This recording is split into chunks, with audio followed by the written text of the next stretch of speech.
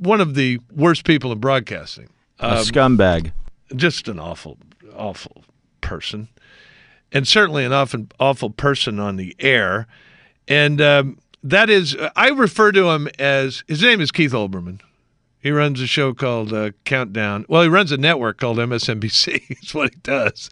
He's on this show called Countdown, and we refer to him here as Bathtub Boy because years ago when I was on MSNBC and he was doing a show called The Big Show, he would refuse to come into work during the Clinton impeachment because he just didn't want to have anything to do with it. So the producer, his now boss, then boss, would get on the phone with him, and he was just made himself unavailable to come to work because he was taking a bath. Yeah, he would stay in the tub all day, and we'd tell his boss, I'm not coming to work as long as we're doing that story about Clinton. I just won't do it because I'm taking a bath. And I'm going to stay here taking a bath until you stop doing the Clinton story. In the meantime, you're going to have to put Gibson on doing my show because I'm taking a bath. And that's why we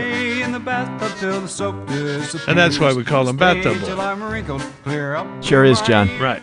So Bathtub Boy on last night's show decided he loves going after Bill O'Reilly, and then for some reason, mysteriously, he went after me and Bill over the simple observation, to tell you the truth, that his network and others have been in the tank for Obama. Billo the Clown. The media is flat out corrupt and will not bring a skeptical eye to President Obama. I'm going to become Paul Revere. Now I'm not legally changing my name to Paul Revere. Thanks for telling us that. I'm not legally changing my name to Paul Revere, but you can call me Paul, because I will be warning you about the economy, about the terror factor, about the corrupt media. Okay, Paul, I'm sure you'll be happy to know John Gibson went on the air in April 2006 and said, call me John Paul Revere Gibson, riding my horse through the night.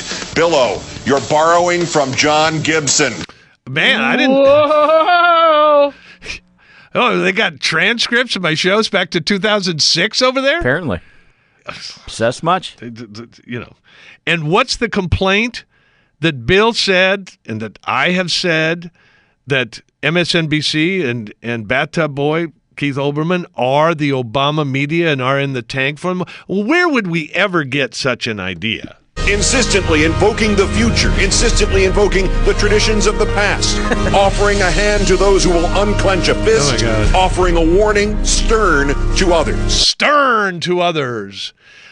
When you're being the skeptical media, do you tend to put French horns behind your report? And proving the rest of us can neither outlast nor outthink him. Hopping from the presidential limo to hurry up a crawling parade, handling with grace and aplomb the sudden but apparently more frightening than serious convulsions of Senator Ted Kennedy at the inaugural luncheon. No, why would you ever get the idea that that network and that guy in particular is just like drooling all over President Obama? The president, with the puckish sense of humor, tells the nation's best-known weatherman that it's warm, when the wind chill was 15. 15! All that and more now on Countdown. Swell of the French horns. Bring it up, bring it up, bring it up! Yes! Crashing waves of French horn and strings. Played Wagner for Bush. And then the other night, I tell this story on this show, and I knew it was going to cause trouble.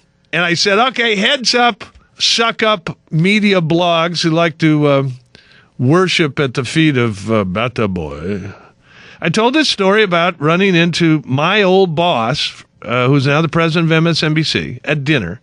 Suddenly I hear, Gibby! And he comes over, he and his wife come over and talk to my wife, and I were having dinner with another couple. It was kind of an embarrassing moment because as my ex-boss came up, he realized the other couple sitting at the table is a woman who he allowed to be fired just out of the blue. Oops. Didn't put up a fuss about her, even though, we're great friends and everything. It was kind of an uncomfortable moment. And I said, he's now the president of MSNBC, used to be my boss. He's now Olbermann's boss, or Olbermann's his boss, actually. He said going left was the right thing to do. We're on top. And I've worked with a guy for a long time. When MSNBC and I was on the air there, got zeros. He was there 10 years before he got anything going there, and it was going left. He was just admitting it to me. So all of a sudden, I'm worst person in the world. Get this version of that story. Worst persons in the world. The bronze to John Gibson of Fox News. Oh, that's right. He got fired from TV. He's on Fixed News Radio now. Tells this story. I'm minding my own business at dinner, and suddenly I hear, Gibby. I look up, and there's Phil Griffin, the guy who runs MSNBC. He looks at me, and he says, going left is the right thing to do. I guarantee you he doesn't have a political bone in his body. He was looking for ratings. Well, if that's true, it explains why we fired John Gibson. Mm-hmm. But as usual, if it's a Gibson story, it is a twisted, misremembered, poorly reported one.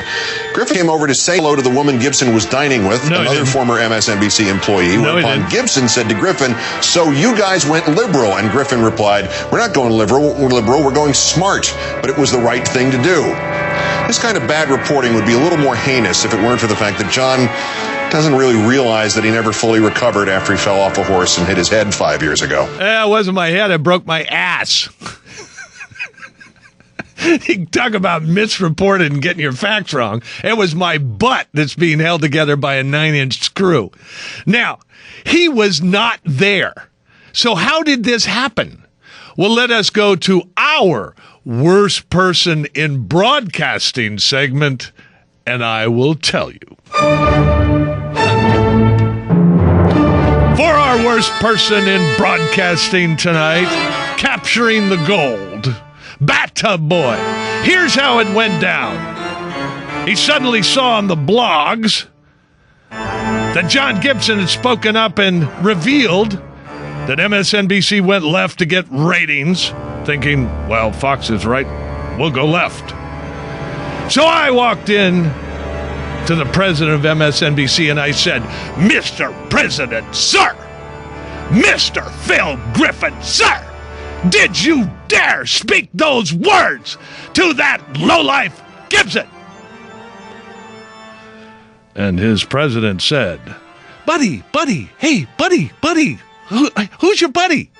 Who's your buddy? Buddy, it's me, buddy. So he lied, did he? Buddy, it's me, buddy. It's me, buddy. I'm going to call him a liar tonight. A liar. And that is your worst person in broadcasting who is taking a bath. Good to get the truth out. This is absurd. He wasn't there, and he went on television to say he knows what happened. My God, how low the peacock has sunk.